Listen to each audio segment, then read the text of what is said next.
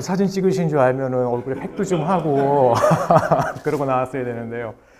예, 저 소개하신 것처럼 지금 현재 이제 하버드 메디컬 스쿨 그리고 이제 우리말로 하면은 매사추세츠 주립 종합병원, 예, 거기서 이제 방사선과에서 저희는 이제 근무를 하고 있습니다. 그래서 저희 실험실에서 주로 하는 거는 이 새로운 센서를 많이 개발합니다. 특히 체외에서 암이라든지 감염병을 쉽게 진단할 수 있는 그런 센서를 많이 개발하는데요. 거기에 대해서 그건 이제 구체적인 토픽이고 그걸 바탕으로 오늘 여러분께는 이게 약간 좀 어떻게 보면 제너럴한, 그러니까 좀 편하게 들으실 수 있는 그런 주제로 한번 말씀을 드리려고 합니다. 그래서 뒤에 보시면은 슬라이드 제가 아직 안 해놓는데 보시면은 이게 제목은 좀 안 좋아요. 사실 이게 제목이 죽음의 섬이라는 그림입니다. 이게 죽음의 섬인데 이 노래도 있고, 그러니까 이 그림도 있고 이걸 바탕으로 한 그 시도 있거든요. 근데 제가 개인적으로 이걸 좋아하는 이유는 보시면은 어떤 새로운 것이 탄생하기 위해서는 죽어야 됩니다. 뭔가. 그래서 이 그림을 보고 있으면은 마치 이 하얀 사람이 그러니까 하얀 옷 입은 사람이 배를 타고서 새로운 곳을 향해 가는 그런 느낌이 나요. 그래서 제가 개인적으로 이 그림을 좋아하고요. 또 이 그림과 맞물려 가지고 제가 여러분께 오늘 그 구체적인 그 센서 개발에 대해 하기 전에 먼저 말씀드리고 싶은 것은 다 아시는 것처럼 세상이 변하고 있습니다. 다 아시죠? 그거는 세상이 변한다는 거. 세상이 변하고 있는데 특히 이 과학이 연구에 의해서 굉장히 빠르게 변하고 있습니다. 그리고 우리가 생각하는 방식도 변하고 있고요.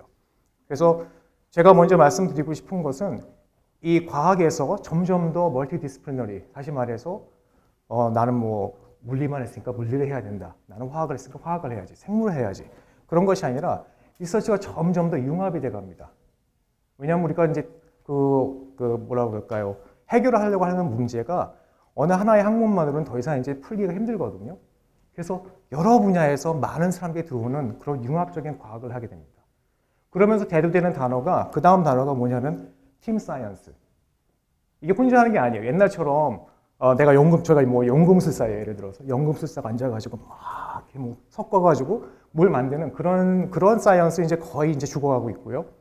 많은 사람들이 들어와가지고 각각의 엑스퍼티를 공유하면서 서로 협력해서 그 리서치라는 그런 팀 사이언스가 대두됩니다. 참고로 옆에 보시는 저 논문은 이게 제가 알기로 올해 사이언스에 나온 논문인데 뭐냐 하면은 혈액 안에 있는 DNA를 분석함으로써 암을 조기 진단할 수 있다는 그런 논문입니다. 캔서 시기라는 논문인데요. 여기서 중요한 거는 저자 수를 보세요. 몇 명인 줄 아세요? 제가 밑에 세봤습니다. 44명. 44명의 저자들이 있습니다. 그리고 그 밑에 보시면은 이 부분이 이게 안 되는 거예요. 밑에 보시면은 그게 다 어필리에이션입니다. 존스 홉킨스, 이탈리아 해가지고 굉장히 큰 그룹이 모여가지고 이런 팀 사이언스를 합니다. 저 정도 레벨이 돼야지 이제는 임팩트가 있는 그런 리서치를 할 수가 있습니다. 그리고 또 하나 요새 새로운 트렌드 뭐냐면은 커진다. 이거 먼저 보시면은 굉장히 유명한 회사입니다. 보스턴 다이나믹스라고 보스턴에 있는 회사거든요. 로봇 만드는 회사입니다. 예전에는 저 로봇가 그 발을 각자 조정할 수가 없었어요. 그래서 두 발로 뛰어다녔거든요. 통통통통 이렇게 토끼처럼. 이제 한 발로 뛰어다닙니다. 제가 말씀드리고 싶은 거는 최근 들어가지고 이 최신 기술들이 점점 더 아카데미아 그러니까 학교보다는 이러한 그 회사라든지 그룹을 통해서, 그러니까 프라이빗 섹터를 통해서 이게 발전을 하고 있습니다. 그러니까 여러분도 이제 나는 연구를 해야 되는데 난 그럼 반드시 학교에 가야 되나? 난 병원에 오면 병원은 의사만 가는 거 아닌가? 제가 만약에 예를 들어서 인공지능 하고 싶다. 그러면은 나는 그럼 컴퓨터 공학과를 가야 되구나.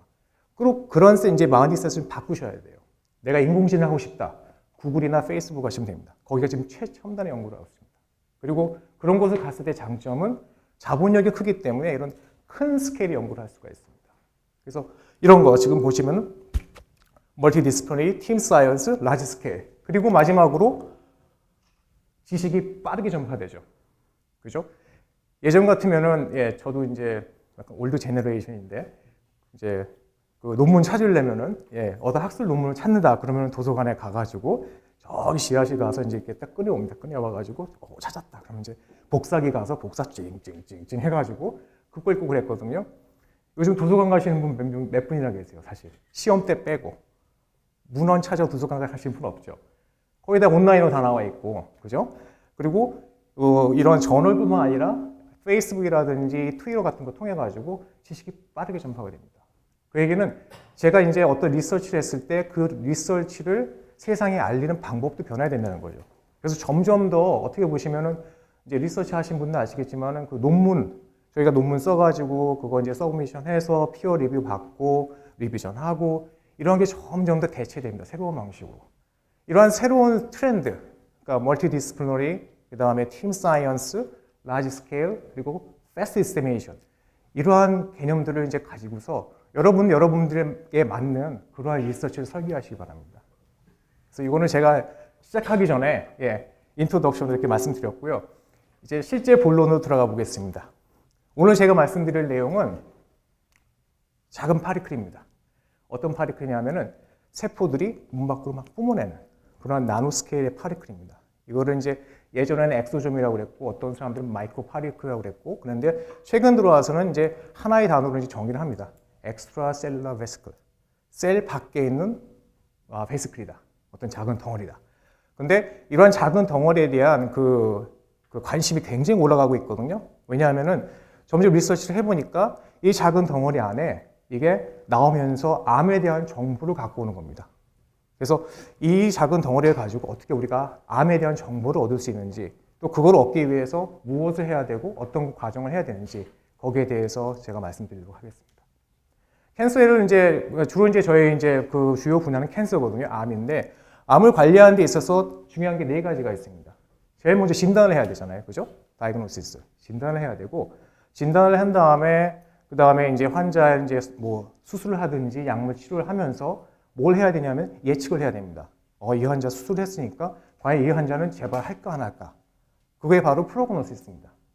그리고 세 번째 중요한 또 인자는 이제 의사 선생님이 이 환자를 이제 놓고서 치료를 할 때 어떻게 치료를 해야 되는지 그 결정을 해야 됩니다. 이 환자한테 항암 치료를 할 것인가? 아니면 암을 그러니까 그 수술만 할 것인가? 수술을 한 다음에 항암 치료를 병행할 것인가? 또 요즘 나와서는 암에 해당된 약들이 많이 있잖아요. 많이 있으니까 어떤 약을 써야지만 이 환자가 가장 잘 될 것인가? 그런 디시전도 해야 됩니다. 그리고 또 하나 중요한 인자는 이 환자에게 수술을 하고 그다음에 뭐 항암 치료를 했을 때 계속 팔로우업을 하면서 재발이 되었는지 안 되는지, 실제 재발이 되었는지 안 되는지, 아니면 튜머가 작아지는지 그걸 다 봐야 됩니다.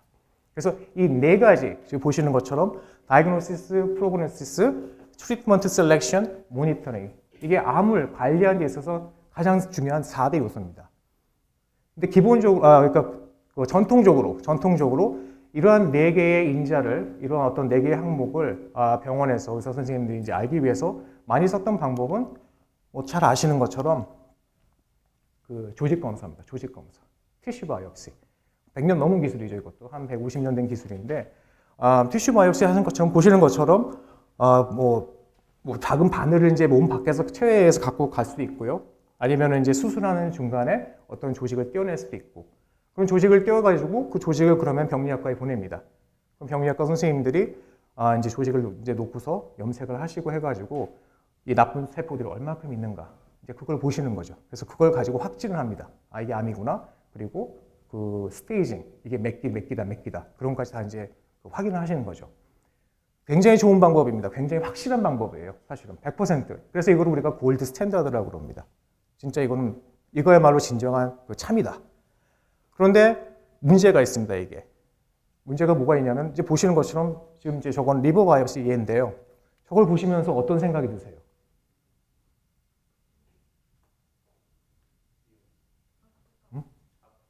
아프다. 아주 좋은 지적했습니다. 인베이시브 하죠. 이거 아픕니다. 그리고 저게 만약에 뇌라면 어떡할까? 그죠? 위험하겠죠. 하고 싶지 않겠죠? 특히 만약에 중추신경 쪽에 있는 뇌라 그러면 거의 못하는 겁니다. 이거는 인베이시브하고 그 다음에 컴플리케이션이 있을 수가 있습니다. 두 번째, 지금 바늘 지금 몇 개 찍고 있죠? 하나죠. 근데 만약에 저기 캔서 없으면 어떡하죠? 그죠? false positive, false negative가 나오죠. 그죠? 그렇다고 다 찍을 수는 없죠. 그죠? 그러니까 이 그 바이오시 방법은 인베이시브한 게 있고 그 다음에 이 바이어스가 있습니다. 샘플링 바이어스. 내가 어디를 찍냐에 따라서 의사 선생님 그날 기분 따라서 때로는 진짜 기분 따라서 여기 찍으면 되겠다. 거기서 잘 나올 때가 있고 거기 미스하시면은 그러면 안 나오는 겁니다. 그리고 또 한 가지 단점은 뭐냐면은 대부분 저 바이옵시는 그러니까 이런 그 인베이시브 하기 때문에 암을 진단한 초기에 한번 하고 한 6개월 뒤에 다시 하고 이렇게 합니다. 다시 말해서 어떤 암이 그 진화론적으로 이렇게 쫙 진행될 때 그런 어떤 동영상을 보는 게 아니라 사실 저 바이옵시는 그때마다 스냅샷을 보는 겁니다. 그래서 처음에 진단했을 때의 그 암의 특징하고 예를 들어서 6개월 뒤에 했을 때 암의 특징이 완전히 달라질 수가 있어요. 그럼 그 6개월 동안은 모르는 거죠. 그냥 앞에 있는 처음 했던 정보만 가지고 치료를 하는 겁니다. 이게 바이옵시의 단점입니다. 이게. 그래서 저거를 지금 이제 다 알고 있어요. 사실은 저 뭐 지금 뭐 나온 문제가 아니라 사실 뭐 20, 30년부터 다 알고 있는 문제입니다. 근데 저걸 이제 해결을 해야 돼요. 저걸 해결해야 되는데 이제 사람들이 많이 생각을 했죠. 저걸 어떻게 하면 과연 이러한 그 모순이라고 할까요? 어떤 문제를 해결할 것인가? 발상의 전환을 해야 된다. 그죠? 또 여담인데 여담을 좀 하겠습니다. 일반 상대성 이론이 1905년인가 15년에 나오는데 다들 이제 생각하기에는 아인슈타인 천재적인 사람이 있어가지고 이 사람이 딱 보고서 빵 해서 나온 거다. 그게 아니에요, 사실은. 패러다임 시프트라는 거는 그 계속 모순이 쌓여요. 계속 하다 보니까 실험을 하다 보니까 이게 안 맞아요. 계속 안 맞고. 그런데 맥스웰이라는 사람이 딱 나와서 맥스웰 이퀘이션을 딱 만들어 놨는데 그거랑 이거랑 해보니까 맥스웰 이퀘이션 다 맞는데 이거는 설명할 수가 없고 그러한 모순이 쌓이면서 어느 순간에 아인슈타인이 이거 그렇게 하지 말고 이렇게 해보자. 그래가지고 이제 발상의 전환이 생겨서 새로운 게 나온 겁니다. 그런 식으로 이쪽 바이옵시도 그런 발상의 전환을 할 수가 있습니다. 왜냐하면 모순이 쌓였다는 얘기는 이러한 문제점이 많이 있었고 그리고 그걸 해결할 수 있는 조그만 이런 작은 증거들이 계속 쌓이기 시작했습니다. 언제부터? 1800년대부터.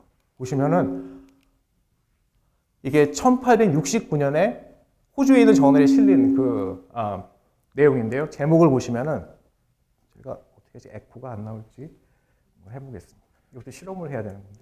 예. A case of cancer in which cells similar to those in the tumors were seen in the blood after death. 암 환자가 죽었어요. 암 환자가 죽어가지고 이제 오탑시를 했는데 혈액을 보니까 혈액 안에 큰 세포들이 떠다니고 있는 거야 이게. 그러니까 이 사람이 이제 그 서전이 그걸 보고서 이게 뭘까 하다가 튜머랑 비교해 보니까 튜머 세라가 비슷한 거예요. 그래서 이제 생각한 거죠. 이게 암이라는 게 혈액 안에도 떠다니는구나. 이게 우리가 흔히 말하는 circulating tumor cell, 떠다니는 그 암을 최초로 보고한 그런 논문입니다. 1869년입니다. 그 다음에 이건 저도 잘 못 읽어요, 사실은. 혹시 부러워하신 분? 예. 대략 담으로 이제 맞춰보면은, 뉴클레익 애시드가 이 사람의 플라즈마에 있다. 1948년입니다. 1948년에 프랑스에서 나온 논문인데, 혈액을 보니까 DNA가 있는 거예요, DNA가. 그죠? 왜 DNA가 혈액에 왜 떠다니나? 그 당시엔 잘 몰랐거든요. 왜 떠다니는지. 근데 하여튼 보고는 한 겁니다. 혈액 안에 떠다니는 DNA. 지금 각광받는 ctDNA, Circulating Tumor DNA 원조입니다. 이 논문이. 그리고 조금 시간 지나가지고 1967년에는 이런 논문이 나옵니다. 이 사람이 그 혈액을 하시는 분인데 혈액을 보니까 혈액에서 이제 그때까지 가장 작다고 생각되는 입자는 혈소판이었어요. 혈소판이 제일 작거든요. 그죠? 백혈과 좀 크고 적혈구 있고 혈소판이 이렇게 있고. 그런데 보아하니 이 플레이틀릿보다 혈소판보다 더 작은 입자들이 이게 떠다니는 거예요. 혈액 안에서. 그래서 이 양반이 이걸 이름을 뭐라고 지었냐면은 그 플레이틀릿 더스트다. 플레이틀릿 떨어나간 그런 먼지 같은 존재다. 그렇게 이름을 지었습니다. 이것이 바로 우리가 현재 알고 있는 엑스트라셀룰러 베스클 혹은 마이크로 파리클의 최초 논문입니다. 보시는 것처럼 이게 어느 순간 갑자기 팡 튀어나오는 게 아니에요. 1800년부터 쌓여온 이러한 지식들이 누적이 돼가지고 그래가지고 현재 우리가 이제 새로운 패러다임이라고 그렇게 생각하고 있는 그러한 리퀴드 바이옵시 혹은 서큘레이팅 그 머티리얼을 가지고서 그 암을 진단하거나 혹은 예측하는 그러한 과학이 탄생하게 됩니다. 그럼 이러한 이 리퀴드 바이옵시라고 그러는데요. 이걸 했을 때 장점이 무엇이냐? 이 다이어그램 보시면은 일단 이걸 먼저 보시면요. 그래가지고 튜머라는 게 정적인 존재가 아니거든요. 아까도 말씀드렸듯이 초기에 이제 바이옵시 하고서 6개월 뒤에 바이옵시 하면 많이 변해져 있습니다. 이게 튜머가. 그게 왜냐하면 튜머도 자기가 살기 위해서 그 핏줄 끌어다니죠. 핏줄 끌어다니고 그 안에서 또 누가 튜머도 죽죠. 어떤 셀들은 죽고 어떤 셀들은 살아남고 그리고 계속 머티리얼을 밖으로 보냅니다. 예, 거꾸로 갔네요. 그래서 이 계속 머티리얼을 보내게 되고 그러한 머티리얼들이 이 보시는 것처럼 혈관을 통해서 흘러다니다가 지금 어떻게 생각하고 있냐면은 이러한 머티리얼이 어떤 자리에 가가지고 다른 장소에 가서 거기에 자리 잡고 크기 시작하면은 이게 전이가 되는 것이구나. 예, 세포가 가서 전이가 될 수가 있고요. 다른 머티리얼이 먼저 가서 땅을 읽어놓을 수도 있어요. 거기를. 땅을 읽어놓는다는 게 그 티슈 주변을 잘 정돈해가지고 이 세포가 왔을 때 쉽게 붙어가지고 전이 될 수 있도록 그렇게도 만들어 놓습니다. 하여간 이런 혈액 안에 떠다니는 그러한 물질들을 가지고 그러면은 암을 진단하자. 이게 바로 리퀴드 바이옵시라는 그 개념입니다. 바이옵시는 바이옵시인데 솔리드가 아니라 리퀴드. 혈액이나 혹은 뭐 다른 이제 플루이드, 소변 같은 걸로 진단을 하자. 그래서 그 리퀴드 바이옵시를 가지고서 뭘 할 수 있냐면요. 아까 말씀드린 그 암을 그 관리하는 데 있어서 4가지 중요한 거를 거의 다 할 수가 있습니다. 그래서 이거는 아직까지 이게 꼭 했다는 얘기는 아니고요. 일종의 그 포텐셜을 보여드리는 건데 리퀴드 바이옵시에 했던 머티리얼을 가지고 처음에 튜머가 자라기 전에 그런 머티리얼을 이제 측정함으로써 튜머의 조기 진단이 가능합니다. 혹은 일단 진단이 가능합니다. 어떤 예를 들어서 DNA 뮤테이션은 정상적인 사람은 갖고 있으면 안 되거든요. 근데 그게 나왔다. 그러면은 이 사람 어딘가 튜머가 있구나. 그래가지고 종합 혹은 정밀 진단을 할 수가 있잖아요. 그래서 이런 식으로 진단이 가능합니다.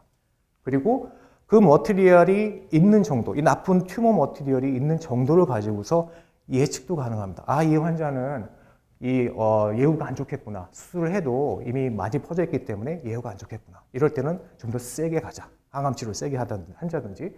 이 환자는 뭐 양을 보니까 별로 안 되니까 그냥 일단은 수술을 하고서 그냥 예후를 시켜보자. 이런 예후를 판단할 수가 있습니다. 예측을 하는 거죠. 그리고 지켜보다가 예를 들어서 한 6개월 뒤에 다시 검사를 했더니 이 머티리얼이 또 나오기 시작했어요. 조금씩. 그 얘기는 이전에 예를 들어 수술을 했는데 잔류암이 있어가지고 그 암이 또 자라서 이렇게 올라갈 수가 있잖아요. 그 위지듀얼 튜머가 남아있는지 안 남아있는지 그것도 볼 수가 있습니다. 자, 여기까지는 굉장히 어떻게 보면 그 정적인 건데요. 그러고 나서 뭘 할 수가 있냐면 이제 보시는 것처럼 시리얼 바이옵시, 그러니까 몇 개월마다 한 번씩 하는 게 아니라 이거를 예를 들어서 한 달에 2번 정도 정기적으로 이렇게 함으로써 이제는 암이 이게 어떻게 진행되는지 진화하는지 그걸 알 수가 있습니다. 이게 왜 중요하냐면요. 여기 모식도에 보시면은 이 밑에 보시면 이제 그래프가 3개가 이렇게 있는데 색깔이 다르죠. 파란색이 하나 있고 약간 하늘색이 있고 그다음에 녹색이 있는데 저기 이제 뭘 대표적으로 얘기하는 거냐면은 암이 이제 어떤 예를 들어서 뭐 대장암이 있을 때 대장암 그 암 자체가 하나의 그 세포는 아니거든요. 한 종류의 세포는 아닙니다. 그 굉장히 이게 헤테로지니어스하게 믹스되어 있거든요. 그래서 처음에 예를 들어서 이 보시는 것처럼 저 하늘색 암세포가 많을 수가 있습니다. 그래서 리퀴드 바이옵시 해가지고 하늘색 암세포가 많으니까 그럼 하늘색을 죽이는 그런 약을 쓰자. 약을 써서 이제 죽입니다. 그럼 걔가 이제 쭉 줄어들겠죠. 그러다가 그럼 여기 이제 거기 눌려 있던 예를 들어서 지금 보시는 건 녹색이 이제 그 소수였는데 하늘색이 죽으면서 이제 녹색이 이제 내 때가 왔다. 그래서 퍼지기 시작합니다. 이렇게. 그게 바로 저쪽 보시면은 저 트리먼트 2라고 되어 있는데 그 녹색이 크게 나온 때입니다. 이걸 만약에 바이옵시를 했다면은 저 녹색이 저렇게 자라기 전까지 알 수가 없거든요. 근데 리퀴드 바이옵시를 해가지고 이런 식으로 계속적으로 모니터링 한다면은 이제 녹색이 세지네? 그럼 이제는 녹색을 죽일 수 있는 약을 쓸 수가 있습니다.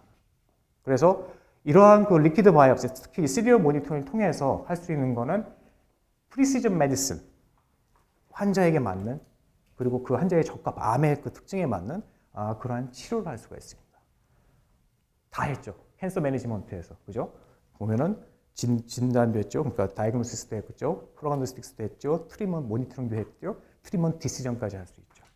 그래서 이러한 리퀴드 바이옵시가 현재 이런 새로운 어떤 그 캔서에 있어서 패러다임을 뜨고 있는 겁니다. 이게. 아직 정리가 안 됐어요. 근데 뜨고 있습니다. 근데 저희가 이제 생각하는 거는 어떤 기술이 이제 막 발전을 할 때 2가지 퀘스천이 있습니다. 첫째는 2가지를 크게 물어보죠. 이 기술이 과연 이게 도입이 될 것인가? 어떻게 보면 존재론적인 문제가 있고요. 또 하나의 퀘스천은 그걸 이미 넘어서 어떤 기술은 이거는 이제 분명히 될 것 같은데 언제쯤 될 것인가? 이걸 문제가 있습니다. 리퀴드 바이옵시 같은 경우는 이제 후자입니다. 더 이상 리퀴드 바이옵시는 이걸 과연 병원에 쓸까 안 쓸까? 이게 그러니까 메디컬 어떤 캔서 트리트먼트 적어도 캔서에서 메인스트림으로 들어올까 말까? 그러한 문제가 아니라 이제는 이제 이게 과연 언제 될 것인가? 그리고 그걸 하기 위해서는 우리가 무엇을 해야 될 것인가? 이제 점점 그런 페이지로 들어가고 있습니다. 그래서 이러한 그 리퀴드 바이옵시에서 이제 저희가 이제 그 쓰는 대표적인 마커들이 그러니까 혈액안에서 찾을 수 있는 대표적인 마커들이 저희 네 가지가 있거든요.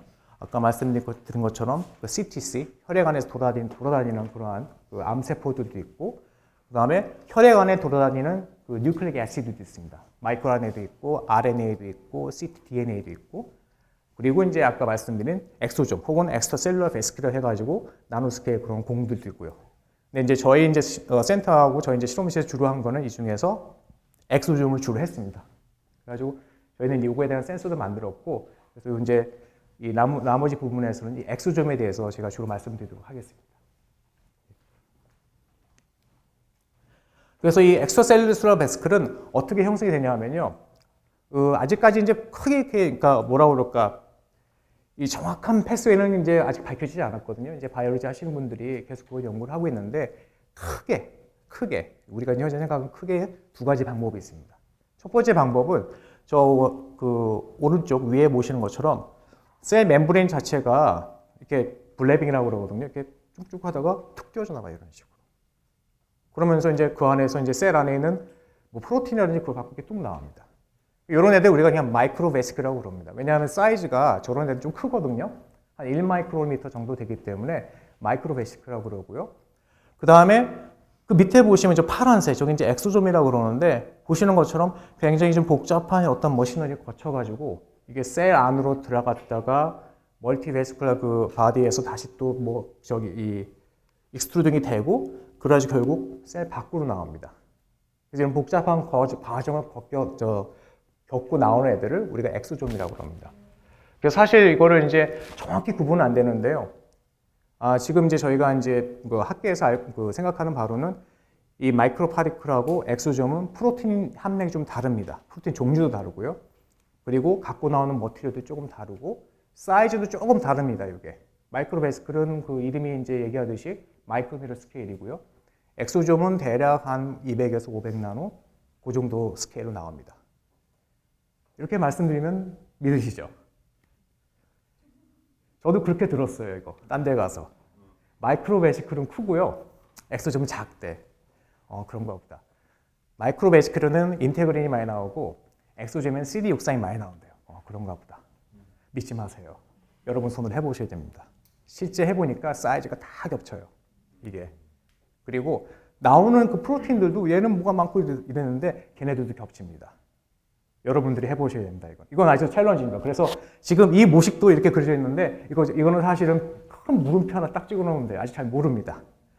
근데 이제 저희 같은 이제 진단할 입장에서는 이게 뭐 모르고 와도 그 서울만 가면 된다고 뭐 이게 여기서 나오든 밖에서 나오든 하여간 세포 안에 있는 것만 갖고 나와라. 그러면 우리는 특정하겠다. 이제 그런 모드입니다. 근데 바이올로지 하시는 분들은 한번 규명해 보세요. 얘가 어떻게 이렇게 나오는지. 아직도 숙제입니다, 이거는. 예. 그래서 이런 엑스트라셀룰러 베스클이 이제 이런 베스클이 하여튼 셀에서 나오고요. 그래서 이건 저희가 실제 그 브레인 튜머 컬처 해가지고 이제 그 사진을 찍은 건데 보시는 것처럼 서피스에 굉장히 지저분하게 뭐 이렇게 붙어 있습니다. 그러니까 얘네들이 나오는 애들입니다. 나오는 애들도 있고 들어가는 애도 있고 이렇게 서피스에 이렇게 붙어 있는 애들 얘네들을 통틀어서 저희가 그냥 엑스트라셀룰러 베스클이라고 정의를 합니다. 이제는 딱히 엑소좀 혹은 마이크로 파티클이라고 정의를 하지 않습니다. 엑스트라셀룰러 베스클 이렇게 하고요. 그리고 이거 이제 그 확대를 해보면은 뭐 큰 애들도 있고 작은 애들은 한 200 나노 정도 이 정도도 있습니다. 그리고 이게 저희가 그래서 이전에는 엑소좀은 한 200 나노 뭐 그 정도 되는구나 이렇게 생각을 했었는데 이게 왜냐하면요 이 샘플 준비하는 과정에서요 조그만 것도 다 없어져요 이게. 그래서 실제로 해보면은 그러니까 실제 저희가 형광염병 갖고 그런 걸 보게 되면은 50 나노, 뭐 10 나노 이런 애들도 나옵니다 파티클이. 그래서 사이즈 스펙트럼이 굉장히 이건 다양합니다. 그러니까 그러니까 굉장히 넓고 걔네들이 왜 나오는지 잘 모르고 그리고 특히 사람 몸에서는 이 파티클들하고 저기 콜레스테롤, HDL, LDL하고 구별이 힘듭니다, 이게.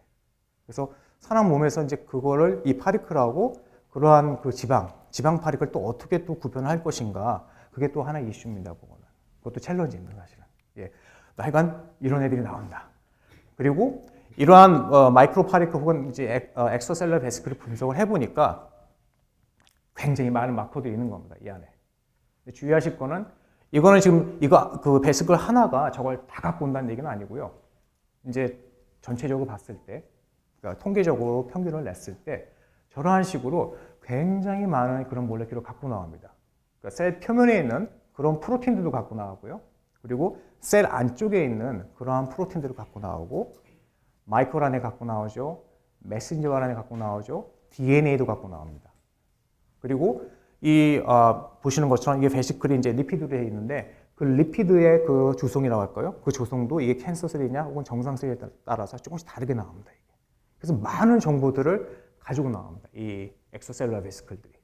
그래서 얘네들을 봄으로써 우리가 그러면 얘네들을 생산해내는 그런 암세포는 어떻게 생겼는지를 유추하는 겁니다. 이걸 가지고.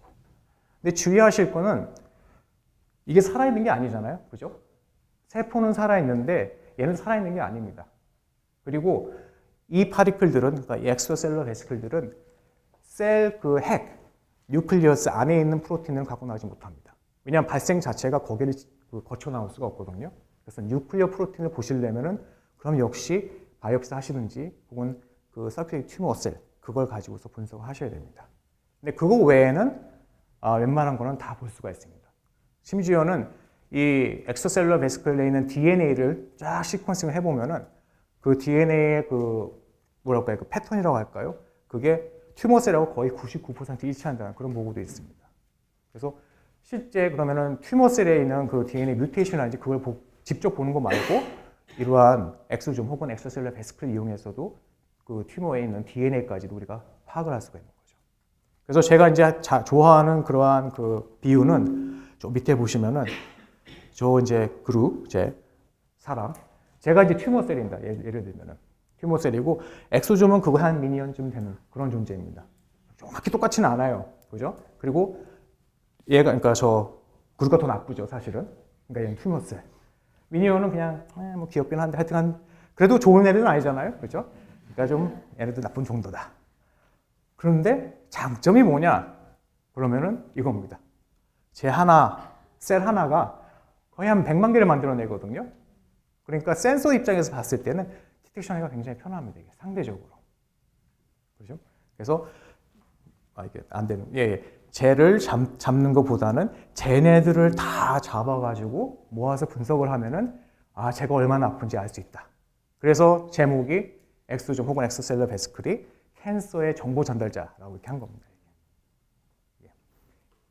그래서 이렇게 비유가 될 수 있고요. 그래서 이제 저희가 한 거는 이제 이 모티베이션은 생겼어요. 뭘 해야 되겠구나. 뭘 하냐면은 엑소좀이라는 걸 그러면 혈액에 있는데 걔네들을 잘 잡아서 분석할 수 있는 그런 기계를 만들자. 왜냐하면 현재까지 이제 그 보통 그 컨벤셔널 메소드가 뭐냐 하면은 웨스턴 블라딩 많이 쓰시고요. 그죠? 일라이자도 많이 쓰시고 그 다음에 최근에는 이제 팩스까지 동원해가지고 그 플로우 사이토메트리 아시죠? 플로우 사이토메트리를 해가지고 엑소좀을 이제 연구하자는 그런 이제 그러한 이제 방법들이 있는데 웨스턴 블라딩 같은 경우는 저희가 해보니까 양이 너무 많이 들어가요, 이게 엑소좀 양이. 그래서 보통 요만한 그 플레이트, 그 셀 컬처 플레이트 한 10개, 15개 해야지 웨스턴 블라딩 해가지고 한 뭐 프로틴 한 6개, 7개 이 정도 봅니다. 양이 너무 많이 들어가고 일라이저도 거의 비슷하고요. 그 다음에 플로우 사이토메트리는 저희가 해봤는데 플로우 사이토메트리는 사실 그 셀 사이즈에 맞춰져 있잖아요. 그죠? 근데 엑소좀은 그보다 훨씬 작으니까 대부분 다 그냥 이렇게 슉 빠져나가요. 이게. 그래서 이걸 하나하나씩 보기 굉장히 힘듭니다. 그래서 최근에는 싱글 EV, 싱글 엑소좀 플로우 사이토메트리 나오고 있는데 아직은 개발 단계고요. 그리고 걔네들은 굉장히 느립니다. 왜냐하면 이게 한꺼번에 확 나가버리니까 플로우를 굉장히 느리게 해가지고 천천히 이렇게 지나게 하면서 이렇게 해가지고 비슷해서 그렇게 이제 아직까지 하고 있습니다. 그래서 그러한 문제점, 그러니까 컨벤셔널 메소드가 그러한 문제점이 있기 때문에 그러면 이제 세수든 세부대, 이거 새 거니까 뭐 새 거로 해보자. 그래가지고 기계들을 이제 개발하기 시작했습니다. 그래서 몇 가지 이제 두 가지 시스템을 먼저 보여드리면요. 첫 번째는 저희가 이건 엠플렉스라고 해가지고 플라즈모닉스, SPR 시스템, 그걸 가지고서 엑소점의 프로틴을 검출하는 그러한 시스템을 만들었습니다. 그래서 이 보시는 것처럼 옆에 있는 이제 왼쪽에 있는 게 그 센싱 칩인데 한 뭐 많게는 1000개를 뭐 한꺼번에 할 수도 있고 지금 저희가 하고 있는 건 한 100개의 사이트에서 프로틴을 읽을 수 있게 그렇게 디바이스를 만들었습니다. 그리고 저 기술은 현재 라이센싱이 돼가지고 이제 회사에서 엑소점 다이그노스틱스 회사에서 저런 식으로 커머셜라이즈된 그 버전으로 기계를 만들었어요. 그래서 이제 저 시스템은 저희가 이제 쓰면서 느낀 게 이거는 병원에서 이제 어떤 예를 들어서 간호사분이나 다른 이제 의사분들이 직접 쓴다기보다는 큰 병원 있잖아요. 큰 병원의 그 중앙 랩에서 빠르게 엑소점 같은 프로 빨량할 때 쓰기 참 좋은 기계겠구나 그렇게 생각을 합니다. 저거는. 그리고 극단적인 예가 그 밑에 있습니다. 그 밑에 있는 거는 저거는 이제 저게 C라고 이름을 붙였는데요. 싱글 엑소점 어널리시스. 그러니까 엑소점을요 하나씩 잡아요. 이렇게 이 글래스 슬라이드에다가 딱 하나씩 잡고서 그 다음에 형광으로 염색을 합니다. 안티바이드 해가지고 염색을 해가지고 이 하나의 엑소점에는 어떤 프로틴이 나오는구나 그걸 보는 겁니다. 그걸 보고서 그 다음에 펜칭이라고 그러죠. 형광을 쫙 없애요. 없애고 또 와요. 이제 다른 형광으로 쫙 가서 또 찍고 그래가지고 엑소점 하나가 있으면은 그 하나에 다른 프로틴이 몇 개 정도까지 나오느냐 그걸 보는 그러한 그 시스템입니다. 근데 아시겠지만 완전 리서치용이죠. 저거는 그죠? 한 번에 볼 수 있는 게 엑소점 수가 한 3000개 정도밖에 안 되거든요. 저거는. 그래서 저거는 트루풋도 이제 한계가 있고 그렇기 때문에 저건 진짜 피어리 바이올로지컬 리서치 할 때 좋은 그런 툴입니다. 그래서 극단이죠. 하나는 하이 트루풋이고 굉장히 빠르고 한데 이건 좀 비싸고 큰 병원에서 쓰는 거. 요거는 이제 저 밑에 보이는 시스템은 이건 굉장히 정확하긴 한데 실용성은 별로 좀 없는 그런 시스템입니다. 그래서 그 둘 사이를 메꿔줄 뭔가 하나의 시스템이 필요한 거예요, 이게. 왜냐면 이제 엑소점 샘플을 계속 받아가지고 제가 이제 클리니컬 트라이를 하다 보니까 저 정도의 정확도는 아니더라도 트루풋은 아니더라도 중간 게 하나 있으면 좋겠다.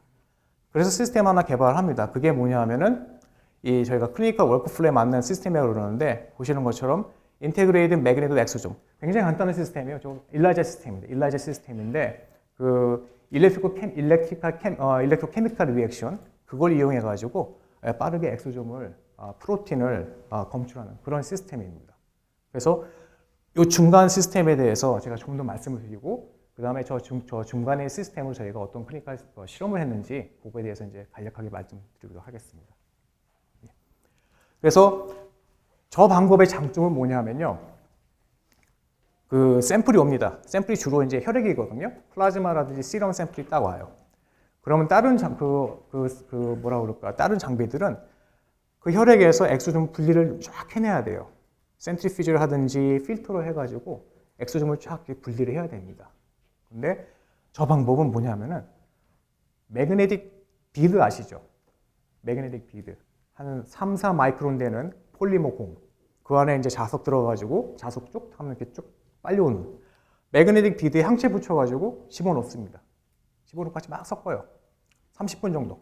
자, 섞어 놓으면은 그러면 그 항체 때문에 이 엑스트라셀러 베스클이 이 비드에 딱 붙어요. 그렇겠죠? 예, 붙은 다음에 자석 쭉 잡아당기면은 쭉 빨려옵니다.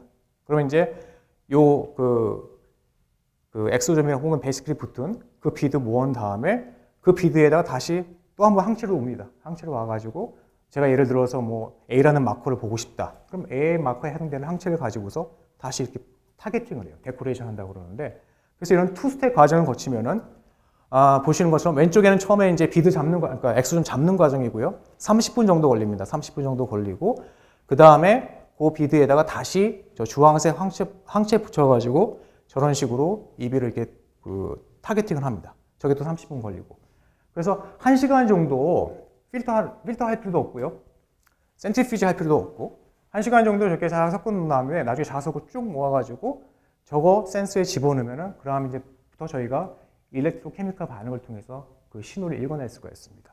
그러니까 전체 에세이 걸리는 시간이 예전에는 예를 들어서 그 준비하고 뭐하고 해서 반나절 걸렸는데 저거 쓰시면은 한 2시간 정도면 에세이가 끝납니다. 그리고 그 큰 이퀴먼트가 필요가 없어요. 그냥 보통 랩에서 갖고 계신 장비로도 충분히 엑소좀을 저희가 이제 그 프로틴 디텍션 하실 수 있습니다.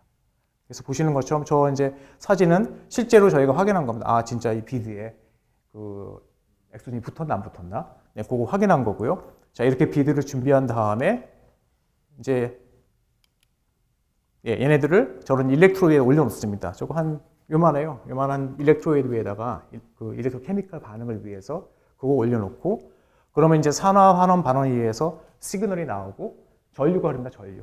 전기가 나옵니다. 그 전기 나온 거 측정하면은 그러면은 딱 에세이가 끝나는 겁니다. 저거 측정하는데 걸린 시간은 그 리액션 포함해서 한 5분 정도면은 딱 끝납니다. 이거는.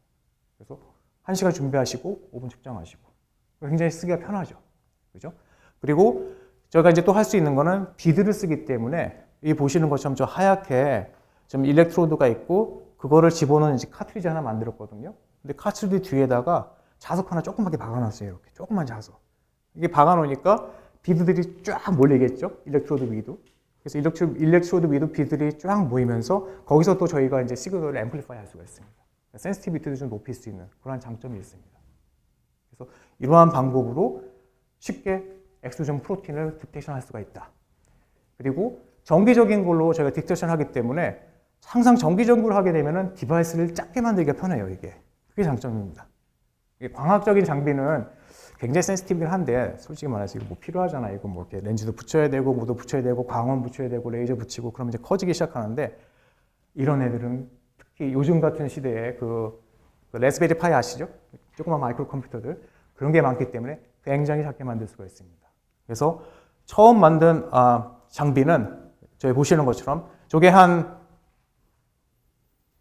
이런 표현 하면 한 담배값만 한데 이게 지금 요새는 담배값이라 하면 좀 그렇고 그 뭐죠 이거 알트로이드 그거 있잖아요 민트 그거 통만 합니다. 그 안에 다 들어갔어요. 그래가지고 8개를 한꺼번에 꼽아가지고 측정할 수 있는 겁니다. 근데 저 당시에는 저게 저희가 만든 게 그 개념을 이제 설명하기 위해서 만들었기 때문에 이제 USB 꽂아가지고 이제 컴퓨터를 조정하고 그렇게 했습니다. 근데 그 다음에 이제 만든 장비는 저 보시는 것처럼 저 다 들어갔어요. 저 안에 디스플레이 들어가 있죠. 그다음에 그 와이파이 들어가 있죠. 블루투스 들어가 있죠. 또 뭐까지 들어갔나? 배터리까지 이거를 다 와이파이로 차지합니다. 핸드폰에서. 그래가지고 얘가 다 끝나면은 쭉 보내줍니다. 핸드폰으로 결과 나왔다 이런 식으로. 실제 사이즈 보시면은 저 옆에 보면 그 열쇠 있잖아요. 열쇠. 요만합니다. 요만하게 만들어서 진짜 현장에서 쓸 수 있도록 쉽게 쓸 수 있도록 그렇게 작게 만들 수도 있고요. 물론 이제 단점은 뭐냐 하면 저런 거의 단점은 뭐냐 하면은 이제 하나 하고서 다음에 샘플은 100개가 기다리고 있는데 하나 하고서 또 하고 굉장히 이게 이제 시리얼한 프로세스잖아요. 굉장히 하나씩 해야 되니까. 그런데 역시 일렉트로닉스의 장점은 요즘 빠르게 한꺼번에 읽어내는 게 가능하다. 다음에 만든 장비는 이겁니다. 보시는 것처럼 여러분들 그 멀티파이펫 아시죠? 한 번에 이렇게 막 8개씩 쭉쭉쭉 할 수 있는 거. 그 포맷에 맞게 96개의 저런 일렉트로 어레이를 해놓고요. 그걸 저기다 올려놓습니다. 그럼 저 기계가 하나씩 읽는 게 아니라 이 96개를 한꺼번에 쫙 읽어냅니다. 그래서 이전에 예를 들어서 96개 이제 읽어낼 때 하나당 5분 하면은 96 곱하기 5 하면은 굉장한 시간이죠, 사실은. 그죠? 거의 또 하루 종일 실험해야 되는데 저거 쓰시면은 로딩만 일단 하시고 그러면 5분 내에 96개 데이터가 다 나옵니다.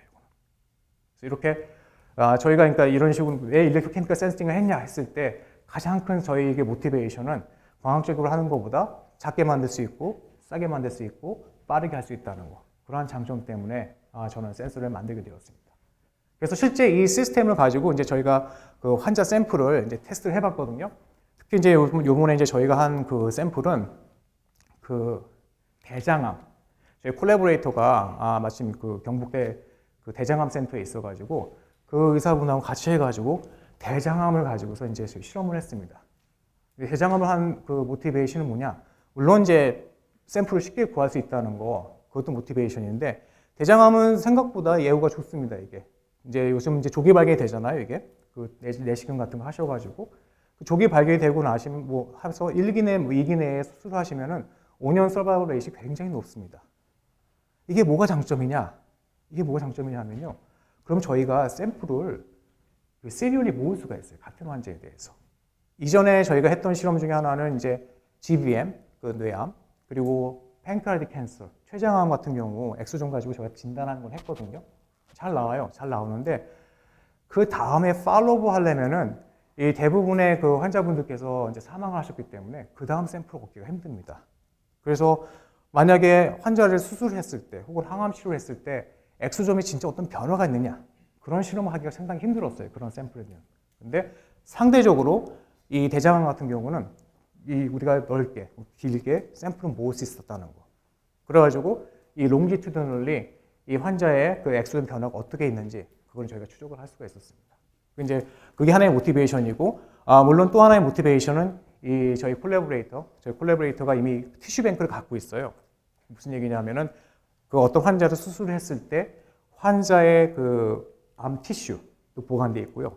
그 환자의 블러드도 보관돼 있고, 그리고 그 환자의 보호자의 피가 또 보관이 되어 있습니다. 왜 중요하면은 환자분들이 대개 고령화, 그 나이가 많으신 분들이거든요. 그래서 나이가 많으신 분들, 연세 뭐 70, 80 되시는 분들의 보호자분들도 대개 나이가 비슷하시거든요. 대개 이제 그 배우자분들이니까요. 그러면 대략적으로 에이지가 매치된 그런 컨트롤을 얻을 수가 있습니다. 이게 저희가. 그리고 이 두 분들의 좋은 점은 뭐냐면 식생활이 또 비슷하세요. 식생활이 비슷하니까 이 컨트롤 분으로 아주 좋습니다. 이게. 그래서 그러한 장점이 있기 때문에 저희가 이 대장암을 가지고서 이 엑소점을 그 검출하는 그러한 실험을 했습니다. 그리고 또 하나 제가 비교하려고 했던 거는 대장암 같은 경우 현재 블러드 마커가 있어요. CEA라고 그러고 CA19-9이라고 그러는데 저 환자들에 대해서 저 마커들을 병원에서 다 이렇게 처리를 합니다. 다 이제 봐가지고 이 마커들이 줄어드냐 뭐 올라가냐 그걸 보고 있는데 그럼 저희가 할 수 있는 거는 그럼 기존의 이 마커에 비해서 엑소점은 또 얼마나 더 좋은가 비교도 할 수 있는 거잖아요. 그러니까 자연스럽게 바이오마커를 비교할 수 있는 그런 실험도 할 수가 있습니다. 그래서 이 대장암 그 혈액을 가지고 저희가 이제 엑소점 프로파일링하는 그런 실험을 했습니다. 그래서 처음에 먼저 한 거는 이런 실험할 때 저희가 항상 하는 거는 전 세계에 있는 모든 프로틴, 지구상에 존재하는 모든 프로틴을 다 검출할 수는 없잖아요. 엑소점에 대해서. 그래서 요즘 이제 데이터베이스가 잘 되어 있습니다. 휴먼 아틀라스 그 데이터베이스 가시면은 이런 암이 있을 때 그 암에 어떤 프로틴이 많이 나온다 쫙 나와 있습니다. 그래서 데이터베이스를 먼저 해가지고 쭉 해서 추립니다. 요 마커들, 요게 이제 예를 들어서 대장암이 많이 나오는구나. 그리고서 또 이제 생각하는 건 그럼 이 중에서 그 마커들이 세포의 핵에 있으면 안 되잖아요. 왜냐하면 엑소점은 핵에 있는 정보를 갖고 나오지 않으니까. 그 프로틴이 없으니까. 그래서 그 마커 중에서 또 엑소점에 있을 만한 애들만 또 추립니다. 이렇게. 캔디드에 또 이렇게 또 추려요. 추리고 이제 이건 진짜 프랙티컬한 건데 항체가 존재하는 것도 추립니다. 항체가 있어야지 저걸 검출을 하니까요. 그래서 특히 이제 항체가 좀 싼 거, 비용이 많이 드니까 좀 대량으로 살 수 있는 항체들을 또 이렇게 추립니다. 그래가지고 이런 식으로 보시는 것처럼 저 밑에 있는 마커들, 그러니까 저 밑에 지금 가로로 보시면은 뭐 ABCC1, CD24, 에피캠 쭉 있는데 저게 바로 저희가 추려낸 그런 프로틴 마커들입니다. 대장암과 관련된 프로틴 마커들.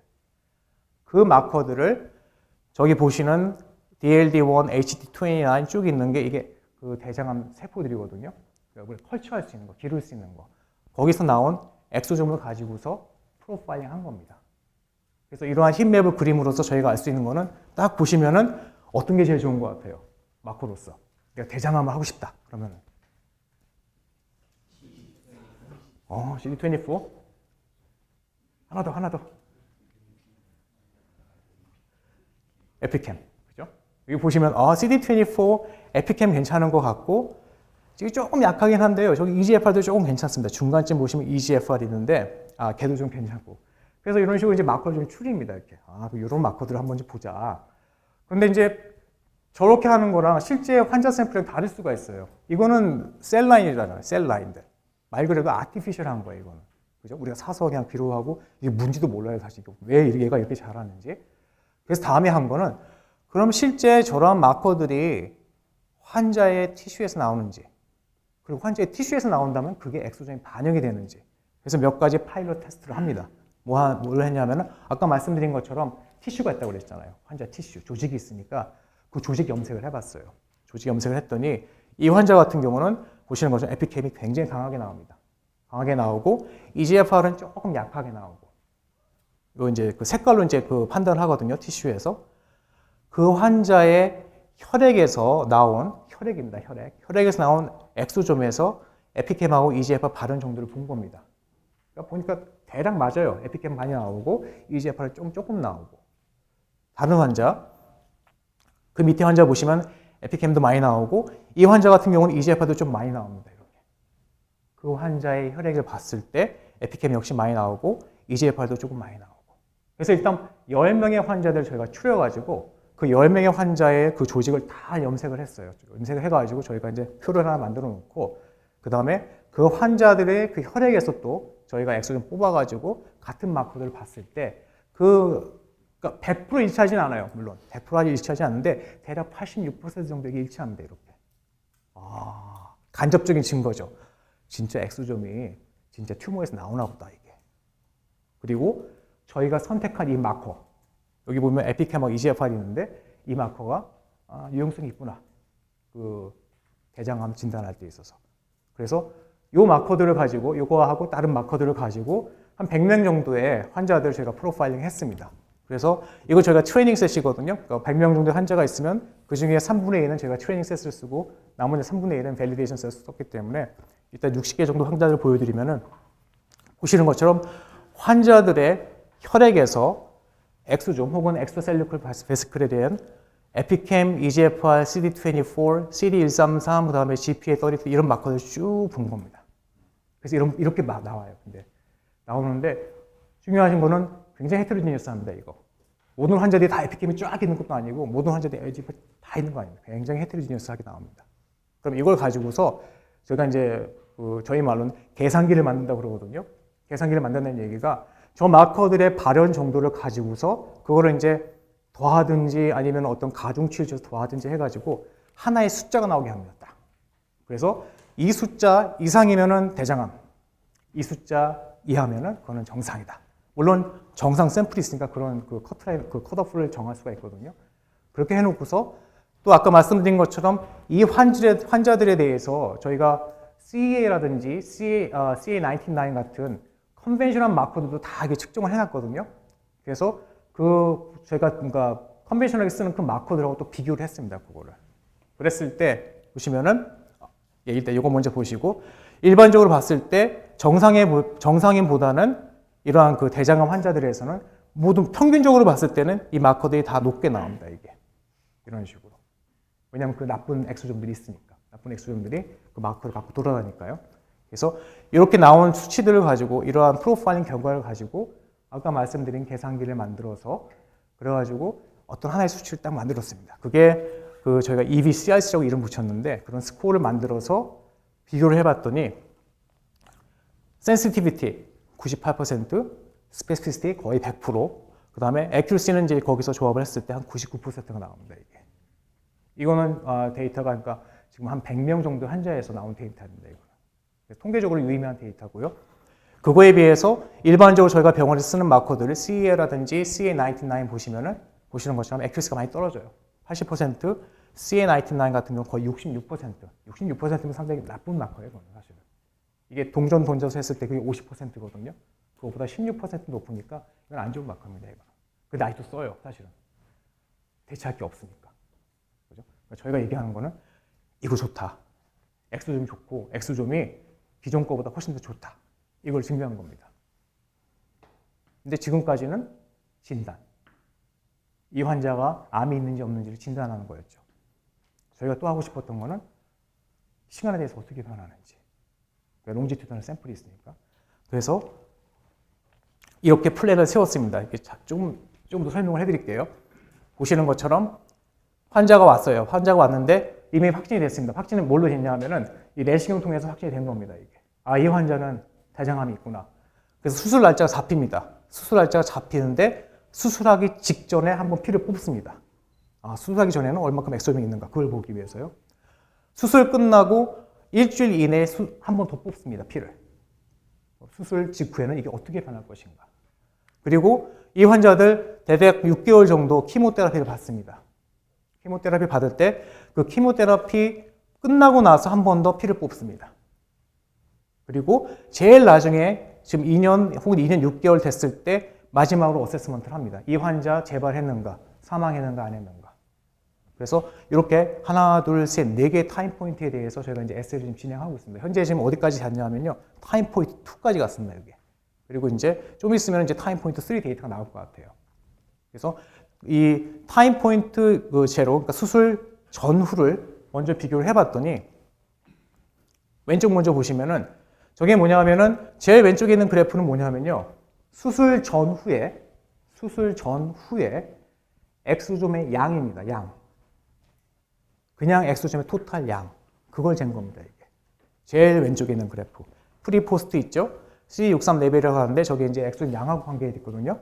그래가지고 그런 EV의 양을 봤을 때 그냥 양만 재면은 수술 전후가 별로 차이가 없어요, 이게. 그게 왜 그러냐 하면은 사람 몸에는 사실 이 EV가요, 모든 세포들이 다 만들어내요, 이게. 그래서 암이 아주 크지 않은 이상은 그 양만으로는 이게 구분이 잘 안 가요, 이게. 이게 진짜 이게 많은 건지, 심지어는 이런 것도 있어요. 이게 아침에 공복으로 오신 날하고 뭐 드시고 오신 날하고 또 이게 달라요. 그리고 언제 이거 피를 뽑느냐에 따라 다르고. 그래서 양만으로는 이건 통계적으로 양만으로는 그 어떻게 진단의 그 지표를 삼을 수가 없다. 그 옆에 보세요. EBCRC. 그게 뭐냐면 아까 말씀드린 그 나쁜 마커들 그걸로 측정해가지고 조합한 겁니다. 수술 전, 후 보시면은 다 떨어졌죠. 확실히 떨어졌죠. 그죠? 간접적인 또 다른 증거입니다. 이 엑소좀들 암에서 왔구나. 그죠? 그래서 저거는 저런 가정들이 많이 있었어요. 암을 만약에 제거를 하면 엑소좀이 줄겠지 이랬는데 실제로 저희가 확인한 거 처음입니다. 이거는. 실제 암 환자에서 수술하면은 튜머가 떨어져 나가면은 엑소좀도 줄어든다. 그거에 비해서 다른 이제 컨벤셔널 마커들 보시면은 뭐 CEA 같은 경우는 이렇게 막 들쭉날쭉해요. 그래서 전반적으로 좀 떨어지는 것 같기는 한데 그렇게 큰 그런 경향성은 없습니다. 그래서 수술 전후에 엑소좀이 떨어졌다. 반대로 얘기해가지고 수술을 하고 났는데도 만약에 지표가 안 떨어졌다면은 무슨 얘기일까요? 그러면? 어딘가 남아있는 거죠. 전이가 됐거나 어딘가 남아있거나. 그럼 더 그 정밀 검진해야 됩니다. 예, 저희가 거기까지 가지는 않았습니다. 이게 이제 좀 더 데이터가 필요해요, 사실은. 근데 가능성 열어두는 거죠. 전으로 할 수 있구나. 그 다음에 본 거는 아까 키모테라피 한다고 그랬잖아요. 그죠? 키모테라피 해가지고 그 환자들 키모 끝난 다음에 수술 전, 후, 키모 끝나고 나서 본 겁니다. 다시 아까 말씀드린 그 엑소좀 지표를 봤을 때 환자 4명 지금 봤을 때 이 환자들은 암이 의사 선생님이 봤을 때 재발하지 않았습니다. 재발하지 않은 환자들 보시면 대략적으로 내려갑니다. 계속 지수가. 이게. 여기 보시면은 그 왼쪽에 있는 그림인데요. 환자 4명입니다. 1, 2, 3, 4. 4명의 환자에 대해서 수술 전엔 저렇게 했다가 수술 후에는 떨어졌다가 그리고 3에서 4개월 뒤에 다시 보니까 쭉 떨어져 있습니다. 이게. 재발하지 않은 환자들.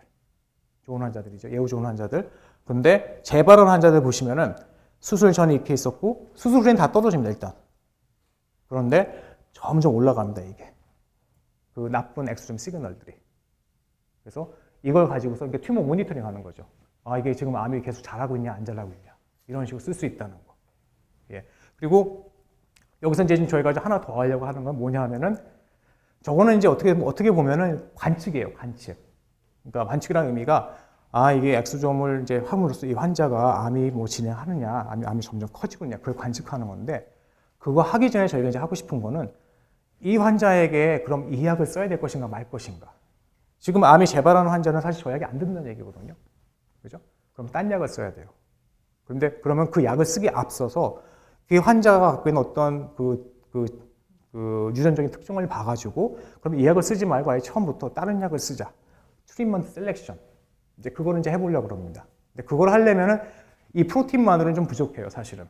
뭘 해야 되냐면 이때는 엑소좀 안에 있는 메신저 RNA를 보면 됩니다. 그럼 저희가 방법이 좋은 게 뭐냐면은 몸에 이제 돌아다니고 있는 튜머 그 베시클을 잡아가지고 메신저 RNA를 봐야 되는데 정상 세포에서도 나온다고 그랬잖아요. 그러니까 그냥 이거를 그냥 혈액 뽑아가지고 메신저 RNA를 보시면은 노이즈에 묻혀요, 사실은. 잘 안 나오면 되게 묻혀버려요. 근데 저희가 지금 튜머 엑소점에서 많이 나오는, 그러니까 그 대장암에서 많이 나오는 프로틴을 찾아냈잖아요. 한 3개, 4개 찾아냈으니까 지금 똑같은 방법 쓰면 됩니다. 무슨 얘기냐면은 비드로 잡아요. 비드로 잡은 다음에 일단 프로틴 레벨을 봅니다. 잡았네. 잡혔구나. 그럼 그거 그대로 가져가서 걔를 빼가지고 메신저 RNA를 보면은 그러면은 대장암에서 나온 그 엑스트라셀룰러 베스클도 모아서 저희가 이니시먼트를 했기 때문에 굉장히 시그널 노이즈를 높일 수가 있습니다. 그러니까 어떻게 부수적인 어떻게 보면 이점인데요. 이 매그네틱 비드를 씀으로써 그래서 하여튼 그런 이제 실험을 지금 계획하고 있고요. 지금 거의 이제 지금 저희가 이제 통계를 돌리고 있는데 이 실험이 사실 시작한 지가 그것도 한 4년 됐거든요. 이게 그래서 논문을 빨리 써야 되는데 이게 지금 못 쓰는 이유가 예우 보느라고요. 지금 이제 데이터가 나오기 시작합니다. 어떤 데이터가 나오냐면은 환자가 전이가 됐는지, 1기였는데 전이가 됐는지, 혹은 이 환자 사망했는지. 그럼 저희가 하고 싶은 거는 그럼 이 환자의 마지막 저희가 이제 마지막이라는 의미가 2년 혹은 3년 그 타임라인을 딱 고정해 놓고 봤을 때 사망했다, 전이 됐다, 뭐 그런 거를 알고 있을 때 과연 처음에 초기 진단했을 때의 엑소점의 어떤 지표가 이걸 예측할 수 있는지. 이제 그걸 보는 겁니다. 이게 이제 말하자면 서바이벌 분석을 하는 거거든요. 그래서 엑소점이 과연 서바이벌 분석까지 할 수 있을 것인가. 이제 거기에 대해서 이제 통계를 좀 돌리고 있습니다. 그래서 보시는 것처럼 엑소점을 가지고 진단하고요. 트리트먼트 모니터링하고 예후 분석하고 어쩌면은 트리트먼트 셀렉션까지 할 수 있다는 거. 그러니까 이게 새 기술입니다. 조직 검사하지 않고도 혈액만으로도 할 수 있다는 거. 이게 바로 엑소점이 되겠습니다. 그래서 서머리를 해드리자면은 리퀴드 바이옵시라는 게 이제 이 메디칼 특히 이제 트리트먼트 캔서도 그렇고 사실 다른 질병도 마찬가지예요. 그러니까 예를 들어서 간 질환 혹은 다른 뭐 예를 들어서 동맥, 알츠하이머 이런 쪽에 어떤 새로운 신기원을 가져올 수 있을 것이다. 그 중에서 저희가 한 거는 엑스트라 베스클, 엑소점 혹은 엑스트라 베스클을 봤고요. 그 안에 프로틴도 있고 이 어떤 뉴클릭 애시드도 있기 때문에 굉장히 좋은 마크로 사용될 수가 있습니다. 그리고 그러한 마크들을 보기 위해서 새로운 디바이스도 만들었고요. 그러니까 참 좋은 얘기죠, 그죠? 쫙 좋은 얘기. 이제부터 이제 챌린지입니다. 이건 이제 여러분들이 하실 수 있어요. 이거는 하시면 좋겠어요, 진짜로. 샘플 모을 때 컨시스턴트하게 모으는 거 굉장히 중요합니다. 진짜 중요해요. 이게 속된 말로 손 탄다고 그러는데요. 샘플 어떻게 모으냐에 따라서 리퀴드 바이옵시는 특히 혈액 같은 경우는 이게 이 엑소점이건 혹은 ctDNA건 간에 굉장히 그 값이 달라집니다. 올해 총가요, 작년인가 존스 홉킨스에서 실제로 그 서큘레이팅 튜머 DNA 분석하는 회사 두 회사한테 똑같은 샘플을 보냈어요. 이렇게 환자 전립선암 환자 샘플 받아가지고 딱 분주해서 두 회사한테 보냈습니다. 그랬더니 45%가 값이 다르게 나왔어요. 두 환자들이. 그러니까 두 세트에서 대해서. 그건 뭐냐 하면은 그 회사의 스탠다드도 어떻게 뭐 잘못될 수 있겠지만 샘플 핸들링의 그 각자 회사마다 샘플 핸들링 방법이 다르기 때문에 이게 에러가 나는 겁니다. 이게. 그래서 리퀴드 바이옵시는 샘플 핸들링하고 굉장히 중요합니다. 그리고 거기에 대한 어떤 스탠다드가 쓰는 거 이게 중요하고요. 그리고 말씀드린 것처럼 그럼 바이오뱅크 만들어가는 거. 바이오뱅크 만드는 거는 그 예후 분석도 중요하지만 특히 조기 진단할 때 왜냐하면은 조기 진단은 이게 굉장히 그러니까 어려워요. 어렵다는 이유가 조기 진단을 위해서 암 초기의 환자들의 샘플 얻기가 힘듭니다. 이게 그걸 이미 알면 조기 진단 할 필요 없는 거잖아요, 사실은. 그렇잖아요. 그래서 어떤 바이오뱅크가 와야 되냐면은 일반 정기 검진 했어요. 일반 정기 검진 할 때 혈액을 모아놓고 그 환자가 아니죠. 그때는 정상이었으니까 그 사람의 그 히스토리를 봐서 나중에 봤더니 이 환자는 난소암이 발생했다. 그러면 쭉 돌아와서 그 혈액을 가지고서 그러면 난소암의 조기 진단을 위해서는 이러한 마크를 보면 되겠구나. 그런 연구를 할 수 있도록 그런 바이오뱅크 만드는 게 굉장히 중요합니다. 이게. 그리고 보시는 것처럼 뭐 연관된 얘기인데요. 실제 리퀴드 바이옵시가 진짜 유용성이 있는지 유용성 스터디 하는 거 중요하고요. 그리고 지금까지는 커뮤니티가 나는 CTC에 그럼 CTC만 합니다. 나는 예를 들어서 DNA 해 그럼 DNA만 하고요. 저희는 엑소점 하잖아요. 그럼 저희는 엑소점만 합니다. 근데 사실은 그렇잖아요. 모든 정보라는 게 다 모아지면 더 정확도를 높일 수가 있잖아요. 이게 말은 그런데요. 이게 힘들어요, 되게 하기가. 첫째는 돈이 많이 들고, 진짜 돈이 많이 듭니다. 돈이 많이 들고. 두 번째는 그 각각에 대해서, 각각의 그 개체에 대해서 엑스퍼트를 갖는 게 굉장히 힘듭니다, 이게. 예를 들어 제가 CTDN 하라고 하면, 이거 시퀀싱 어떻게 해야 되는가 머리가 이제 복잡해지기 시작해요. 근데 상대적으로 그분은 저한테 아니 어떻게 그런 디바이스를 만들어 막 이렇게 얘기를 하거든요. 그래서 아까도 말씀드린 것처럼 이러한 세계를 하는 사람들이 모여가지고 사실 팀 사이언스를 해야 돼요. 그래서 서로 이렇게 막 비교를 하면서 누가 좋다 아니면 내가 못하는 걸 네가 보완할 수 있냐 이런 식으로. 실제 미국에서 그래서 지금 컨소시엄이 만들어지고 있습니다. 이게 리퀴드 바이옵시 컨소시엄이 만들어져 가지고요. 거기서 이제 하고 싶은 게 비교하는 겁니다. 세계를. 그리고 마지막으로 물론 이제 마지막으로 이거 말고 또 없는 건 아닌데요. 또 하나 중요한 거는 엑소점을 봤어요. 이렇게 딱 했는데 환자에서 이제 피를 뽑았어요. 뽑았는데 에피캠이 많네. 그럼 이 에피캠은 어디서 온 건가? 왜냐하면요 대장암도 에피캠이 많고요, 췌장암도 에피캠이 많아요. 해보면은 렁캔서도 많고, 그죠? 그러니까 이걸 리퀴드 바이옵시는 단점이 굉장히 맹목적이에요. 이게 나왔는데 분명히 어디서 나오긴 나왔는데 어디서 나왔는지 몰라요, 그죠? 그래서 실제로 조기 진단도 하고 다 하려면은 이거를 트레이싱 해가지고 얘가 어디서 나왔건 올간 스페시픽하는 그런 마커들 지표를 찾아내는 거, 그게 진짜 중요합니다. 네, 근데 느낌에는 아마 메신저 RNA, 그다음에 DNA 메틸레이션, 그다음에 인테그린 같은 게 그런 정보를 줄 것 같아요. 근데 오픈 피처입니다, 그것도. 그래서 연구하시면 할 거 굉장히 많습니다. 그러니까 한번 해보세요. 이게 재밌습니다, 이거는. 예. 그래서 이게 이제 Further Development 챌린지고요. 마지막으로 저희 같이 일했던 친구들하고, 그러니까 저희 랩 멤버들, 펀딩 에이전시, 그다음에 클리니컬 팀이 있습니다. 이거 팀 사이언스예요, 진짜. 저 시저 캐스트로라고 저희 이제 같이 일하는 친구, 저 친구는 난소암. 그래서 저희가 난소암 굉장히 많이 했어요. 난소암도 했고, 그 밑에는 이제 박준석 교수님, 경북대 계신 그분하고 이제 저희가 그 콜레렉터 캔서 이거 같이 했고. 그래서 진짜 이 리서치는 제가 해보니까 그 의사 선생님들하고 해야 됩니다, 이거는. 샘플도 얻을 수 있고, 인사이트도 얻고. 예, 그래서 이런 콜라보레이터도 있고요. 다시 돌아와서 질문 있으시면은 질문 대답해 드리도록 하겠습니다.